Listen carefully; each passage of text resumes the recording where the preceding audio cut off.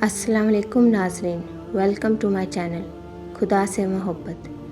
وہ شخص اپنے آپ پر بہت ظلم کرتا ہے جو پورے دن میں ایک بار بھی استغفار نہیں کرتا۔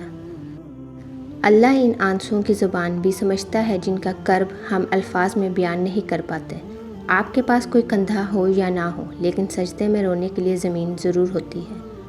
آنسوؤں کا نکلنا بھی مختلف قسم کا ہوتا ہے، مگر سب سے بہترین آنسو وہی ہیں جو اللہ کی یاد میں بہائے جائیں۔ نہ کر نصیب سے اتنے گلے اے انسان، جب اللہ راضی ہوتا ہے تو ہر چیز مل جاتی ہے۔ عقل کی کروڑ دلیلیں اللہ سے ایک گناہ بھی معاف نہیں کرا سکتی، لیکن ندامت کا ایک آنسو زندگی بھر کے گناہ معاف کرا سکتا ہے۔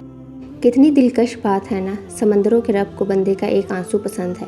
دل کا بوجھ اللہ کی بارگاہ میں رونے سے ہلکا ہوتا ہے، جہاں نہ ماضی کا تانا ملتا ہے اور نہ ہی مستقبل کا خوف، صرف رحمت کی چادر سے ڈھانپ دیا جاتا ہے۔ بس ایک سجدہ اور نم آنکھیں، دل سکون سے لبریز ہو جاتا ہے۔ جب ہمارے جینے کی وجہ اللہ ہوگی، تب ہمارے مایوس ہونے کی کوئی وجہ نہیں ہوگی۔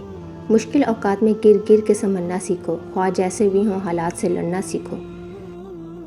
جب آپ غمگین ہو جائیں اور پریشانیاں بڑھ جائیں اور کوئی راستہ نہ ملے تو اللہ کے سامنے خوب رو لیا کرو۔ اگر ہم مسکراہٹ کے بعد اللہ پاک کا شکر ادا نہیں کرتے تو ہمیں کوئی حق نہیں ہے کہ اپنے آنسوؤں کا شکوہ اللہ پاک سے کریں۔ بار بار توبہ کرنے سے مت اکتائیے۔ جب بھی آپ کے کپڑے گندے ہوتے ہیں تو آپ انہیں دھوتے ہیں نا، اسی طرح دل کو گناہوں سے پاک کرنے کے لیے استغفار کرتے رہا کریں۔ جو آنسو کی زبان سے مانگتے ہیں نا اللہ پاک سے، پھر وہ خالی ہاتھ لوٹائے نہیں جاتے۔